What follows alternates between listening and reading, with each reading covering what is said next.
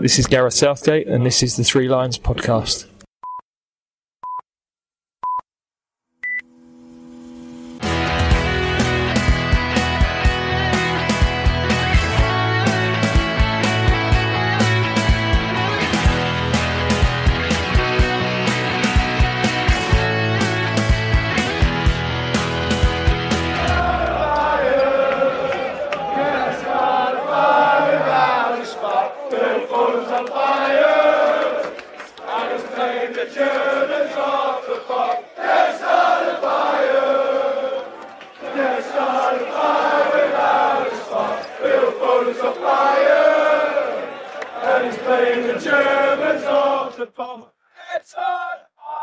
Hello and good morning and welcome to the Three Lions podcast. My name is Russell Osborne and this is an independent England football supporters podcast. Here we go again. Back we go. Once again to Germany. This time it's 5 a.m. and I'm walking through the mean streets of Walthamstow. Shout out to a good friend of mine who let me sleep on his sofa last night. Plan is first underground from Black Horse Road, change at Oxford Circus, lose my Elizabeth Line virginity by heading down to Heathrow to fly to Luxembourg, to then get a coach to Frankfurt. Because later in the day, we face Denmark in our second Euro 2024 match. Frankfurt, thankfully, not Gelsenkirchen, which rightly so came under a lot of criticism for its organisation pre and post game for that Serbia game. You've probably seen about it, read about it, heard about it in the papers, on the telly, and you would have also have heard about it on the previous episode where I spoke with various fans that got caught up in it. Yeah, it wasn't ideal, but who's to blame? Well, you have to point the initial finger, I guess, at UEFA. They chose the venue, and when you need to take into account the city, the town, you take all that into the account, and the authorities who sort of run that city and the town, they appear to have made a lot of promises that weren't kept as to how they would organise that day and the event. So let's hope for a different story when or if we return there for the knockouts. Although it is worth pointing out that that scheduled game, the kick-off time would be a little bit earlier. I think it's at 6 o'clock. But that's all by the by until then, because now we're off to Frankfurt. Right, Elizabeth Line negotiated. Security at Heathrow negotiated. Got myself a coffee. I'm not one for a beer at this time of morning, it has to be said. But yeah, just sit and wait for the gate to be called and a flight to Luxembourg. So in the meantime, let's just recap some of the games that have happened since we last spoke. Belgium lost to Slovakia, didn't they? Probably the biggest shock so far.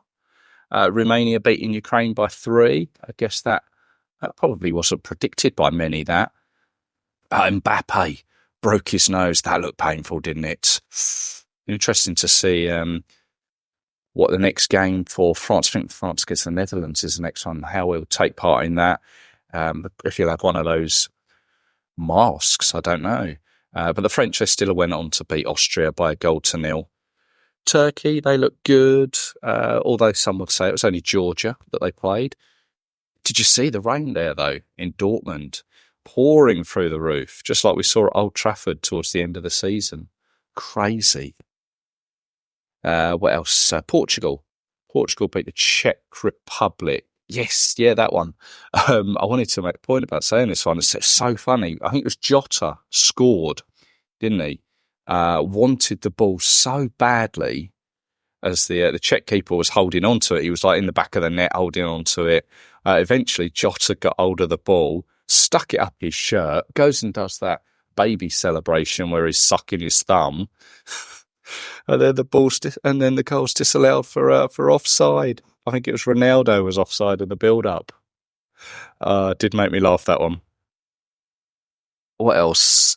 Croatia, Albania, I've made a note of here. I was at work when that one was played. Seemed I missed a good one there. It was 2-2, that game. I think I said after Croatia lost to Spain, this could be the end of them having a Desmond against Albania. Hasn't done them any favours at all, that one, has it? Germany became the first team into the knockouts, beating Hungary. Germans looking good, as the Germans do, has to be said. And then the final game of Wednesday, yesterday, as I speak to you, saw Scotland draw 1-1 with Switzerland. I missed that one too, which seems to have been a bit of a blessing. Did see the highlights. Scotland scored once again through a bit of help from their opponents. Massive deflection, that one. And then they gave the ball away in a shocking manner for Switzerland to equalise. It's just Scotland being Scotland, isn't it? But I did see on social media that whilst out in Germany, a Scottish fan by the name of Colin Key had passed away. That's sad. I don't know the reasoning, and it's none of my business, but I'd just like to pass on my condolences to his family and friends, especially those out in Germany with him. Can't imagine how tough it is for them. I mean, regardless of nationality, we're all here to watch the football, aren't we? Follow our country, have an enjoyable time, and come home safely to family and friends. Hello, everybody, and a very warm welcome to Luxembourg. Lucky time here is 11:15 in the morning. Please remain seated with your seatbelt securely fastened until the fasten seatbelt signs have been switched off. And here we are. Find ourselves in Frankfurt. Thank you very much to Paul Dennis, who's organised the coach from Luxembourg to Frankfurt. You may remember I mentioned Paul. He sorted that coach that I took from that took up to Newcastle. So yeah, put my faith in him again, as many others have done. And he's got us to Frankfurt. Nice one. And to be honest, I got myself in fairly quickly into the sort of the perimeter of the ground. The app worked soundly. Fine. No problems whatsoever. Of course, on the coach, you get a chance to, get a chance to chat with a few people. You get a chance to look on your phone, just kill some time before you get to a service station to have a beer or two. It's reading on I think it's the BBC website. It's interesting to read about Serbia, who have apparently threatened to withdraw from the tournament. Apparently there was chanting between Croatia and Albania, sort of against the Serbs, which was a new one on me. I didn't even see that game, so I don't know really what it was all about. I highly doubt that it'll come to that they'll withdraw, but UEFA are probably going to ask questions on that one. They're going to come under a bit of scrutiny as how to deal with it. That'll be an interesting one. So we are, Frankfurt. It's actually a ground we played at before, you might know, twice in fact. It's changed a little since the first time. You have to go back to Euro 88, which was hosted in West Germany. I wouldn't suggest going to look back on it because the game we played here, we lost 3-1 to the Soviet Union. I remember it. It was atrocious. Back then, it was like an open-ended ground, sort of had fences and a roof at either side. It was open behind both goals. Basically, it was a sports field with like a sort of an athletics track around the side of it. And then I have to do my maths now. I think it's 2006, so that is 18 years, possibly. We returned in the World Cup. We faced Paraguay in the opening game, which we won 1-0 thanks to an own goal, which came about following a David Beckham free kick. And here we are now. I'm sitting outside it, loads of people milling around, lots of England fans. There's loads of Danes. As we came in on the coach, loads of Danish around. And actually, on the coach, we came down these sort of forest roads, like enclosed, like trees and forest either side. It appears it's within a forest. It's very green where I'm sitting at the moment. I may have to have a quick look on Google Maps from above and see actually what the surrounding area actually looks like. But yeah, there's a stadium pitched up here, and now it has a roof on. It's got, as all the grounds in the tournament, it's got all the UEFA branding, Frankfurt written all around, all the Euro 2024 colours and the logo. So I'm going to find my tickets. I'm going to go for a wander around. Maybe see who we can speak to. Hello, Russell. It's Lee and Jack here from Hastings. We're outside the stadium. The atmosphere is starting to build now. Fans from both sides turning up. So prediction time. Jack, what's your prediction? 3-0, Saka, Foden, Bellingham. Oh, nice. I think 3-1 for England. It'd be Bellingham, Foden and Kane. Tell you what, if I'm playing the Danish, a lot of them are wearing that 1986 classic pummel shirt. I know we've had some classic shirts in our time, but that Danish one is superb. It's the one that they reissued recently. Like Southampton sort of had their own version of it a little while back. It is a nice shirt. So I'm walking around the ground. It's all right. It's very concrete from the outside, sort of open with a lot of grounds. They'll have like a covered exterior, but this one is quite open. Haven't got in yet, but soaking up the atmosphere from the outside. Not going to buy one today, as I bought one for the opening game against Serbia, the tournament program. But in case you're wondering, they're €10 for a tournament program. Apparently, they're going to do a program for the tournament, and then they'll do ones for the semi-finals and for the finals as well, I believe. But there are merchandise stalls dotted around the outside of the ground. Had a mooch around the ground. Seen the Denmark team arrive on their coach. Had a chat with a few people. And inside this is the home ground of Eintracht Frankfurt, who you may remember. I think Arsenal played them in the Champions League last season before. It can't have been Champions League, was it? It was probably the UEFA Cup, whatever it's known as. Can't think of it now. But here we go. We're inside. It's a stadium with we've got two tiers, but sort of separated by two layers of executive boxes, as it were. And I've got the media area to my left. I'm behind the goal. And it's just where obviously they're going to have the TV gantry with various pundits. Who it'll be, I don't know. It might be the BBC here. But much like the ground in Gelsenkirchen, this one has a big four-sided screen hanging from the roof in the centre, currently showing Slovenia against Serbia. Slovenia currently 1-0 up with 3 minutes left to go. And do you know what? I think I said on the other episode where Paul Robinson kicked the ball and hit the TV screens. May well have been here for all I remember against Paraguay.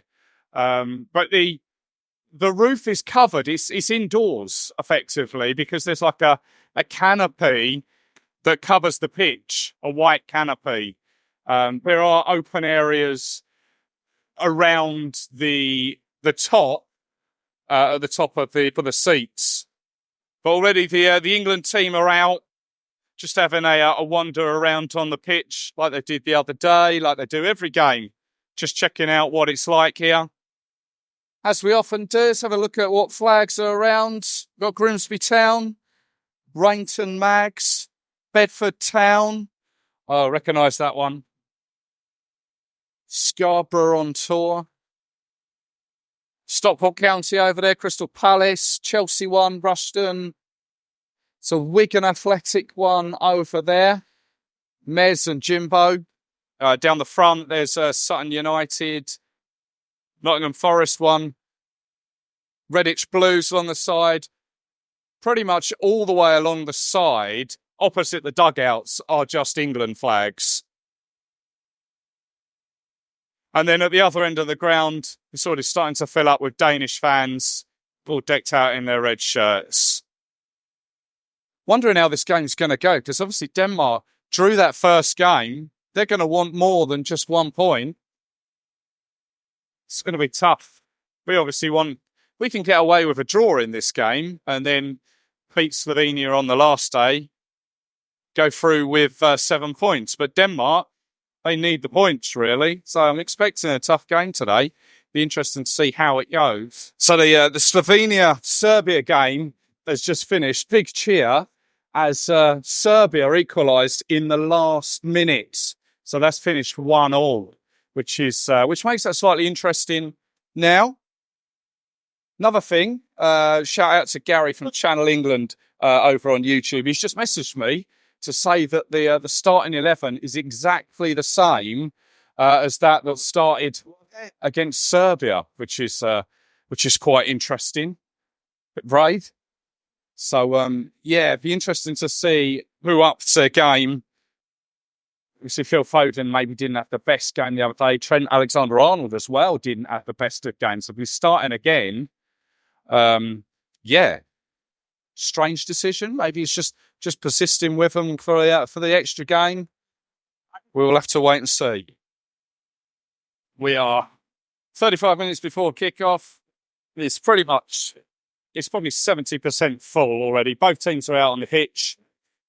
The Danish end is ram-packed. It's just a sea of red. Looks quite impressive. Likewise, I imagine if you were to look back on the England end, it's probably a sea of white and red.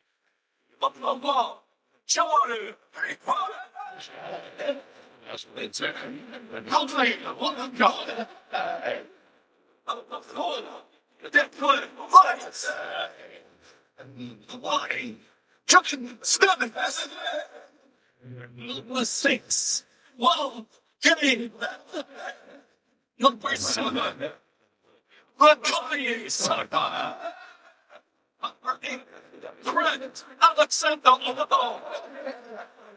Number 9. Harry Kane. Number 10. Jude Bellingham. Number 14. Frenna. Number 12. Kieran Trippier. Left goal. Kieran Southgate. The Danish team just being announced just got me thinking. This is probably the third time I've seen England face Denmark in a tournament competition. 2002, I saw us beat Denmark in the World Cup. I was there then. And then, of course, in the semi-final in their last Euros, when we beat them 2-1. Will it be can we get a third result against these guys?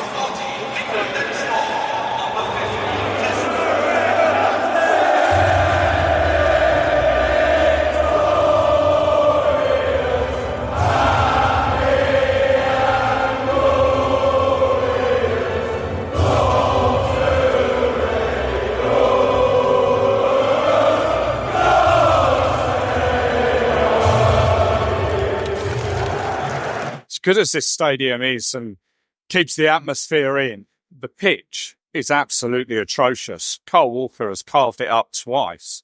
There's massive gash. I can see gash in the bottom left-hand corner to me behind the goal. There's one along the touchline. I can see one in the centre circle as well. The pitch is awful. For a game of this standard, the pitch is atrocious.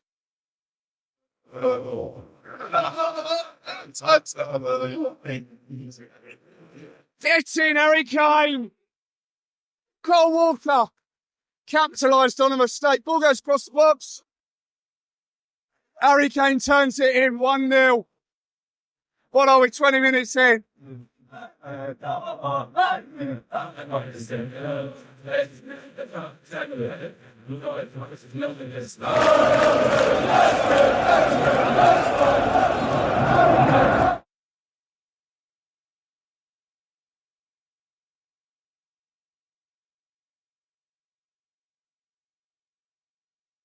Denmark equaliser on 35 minutes. Ball just went astray right across the pitch. No one was picking up the fella and struck it. He struck it well from off the post. To be fair, it's an even reflection so far. Neither team has stamped any authority on it. It's Declan Rice. Is it Declan Rice giving the ball away? Just showing it on the big screen. It's a cracking effort. Superb. The final score is Denmark 1, England 1. Thank you to your properties, and thank you to all the fans for your support at this UEFA Euro 2024 match. Well, where do we go from there? 1-1. I said it after the Iceland game. I wondered if there were signs there. Those previous games against Belgium, Brazil, I know we beat Bosnia, lost to Iceland. Serbia wasn't a good performance. This hasn't been a good performance. Denmark are coming away from this probably the happier.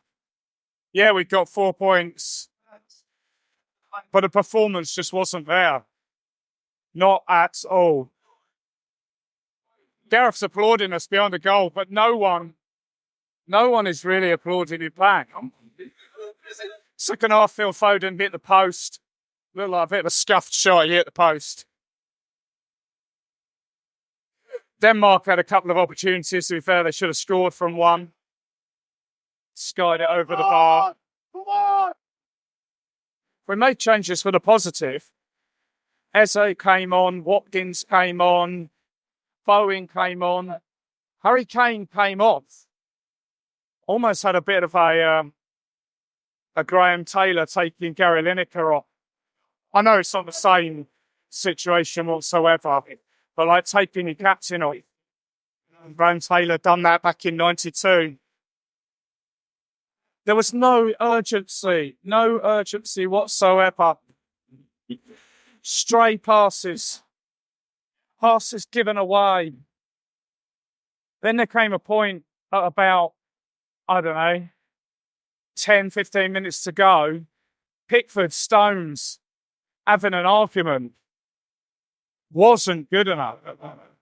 So just talking to people who are on the coach on the way back, just before we get on, people aren't happy. People aren't happy at all. Someone even said to me as I was walking out the ground, should we sack Southgate? Should we sack him mid-tournament? Bit of a bold move. I mean, I've got to be honest though, Southgate wasn't responsible for, I think it was actually Kane that gave the ball away for their goal. That wasn't Southgate's fault. And he did obviously make some prompt substitutions. But yeah, people aren't happy. I tell you what, right. Let's hear what you've got to say about it. Hi, Russell. Patrick here. I think that obviously this has happened before. You think about America last time, Scotland the time before that. But I think this one, it did feel a bit different because rather than just being a bit dull, in some cases we were actively bad. At the same time, it is a game of not too much importance. It's tournament football. And maybe the players know that as well. And they're just sort of trying to conserve their energy for the big games. A lot of the teams seem to be struggling. So I wouldn't worry too much yet. So for me, I don't think that we're aggressive enough, especially out of possession. Stato time here, but we have conceded the least number of fouls in the tournament so far. Yesterday, we made 5 fouls. To put it into perspective, when Germany beat Scotland 5-1 in the opening game, Germany made 15 fouls. We're not aggressive enough. We're not getting to the first ball, second balls. It's not fluid enough. We need to be more aggressive, more nasty, get in the faces. Like, we talk about like going to press the opposition, and we're not doing it. Serbia pressed as well, Denmark pressed as well, and when we come up against a better nation, we will be in trouble. We need to pull a finger out. Scouse here. I was on a Paul Dennis coach yesterday. Well organised. The game itself, I thought, was piss poor, even worse than the Iceland game. But the main thing is, we're still in it. 4 points in 2 games, probably the best we've done for a while. And on to the third game. Come on, England. Hello, Russell. Great show as ever. I just got a question for you. Are the bookies like Sunak and Starmer just telling us fibs? England joint favourites. Don't make me laugh. Got the worst back four since 82. We actually miss Maguire. Makeshift defender in midfield. Rice is overcooked. And the rest just want to play number 10. Well, lucky we're just in the easiest group. I think 8 p.m. Tuesday will be as good as it gets. We may get a win then, but that's going to be it. In the next round in the knockouts, we may huff and puff, get a draw, maybe go to penalties. But that'll be it. I think another tournament done. Maybe better off following Scotland. Morning, Russell. Stuart Franklin here from Stoke. Yeah, England were not at their best at all yesterday. I think a worrying sign is players are looking at each other and blaming one another. This is something that we've not seen under Southgate previously. Just hope we can turn it around and perform better in the third game to gain confidence for the knockouts, but I worry it's not coming home. Take care. Bye. Hello, Russell. It's Lee and Jack here from Hastings. So just heading back after seeing the game. Got to take the positives from it, I think. 4 points, top of the group, and we're in pole position to top the group and go through to the last 16. England tend to grow into tournaments. So really, as much as it was a frustrating evening and we really would like to have seen a good, emphatic win, I'm pretty upbeat about it, really, to be honest. So I think it was good. Tournament management is what we're seeing. All good from me. What do you think, Jack? Yeah, I'd say we are going to have high expectations of the team. But in previous tournaments where we have, I'd say, like the Euros, the final, we have drawn in the group stage. And I think, it's just about get to the knockout stage and see where we are. We're off there, but, yeah, we should expect more from the team, but it's not yet. Thanks as always to those that contributed. Always great to hear from you. Same again for Slovenia. Should we do that? Well, then, of course, we'll know where and when we stand for the knockouts. Actually, just referring back to last night's game, I think I need to correct myself. I think during the game I incorrectly said that it was Declan Rice that gave the ball away for the Denmark goal.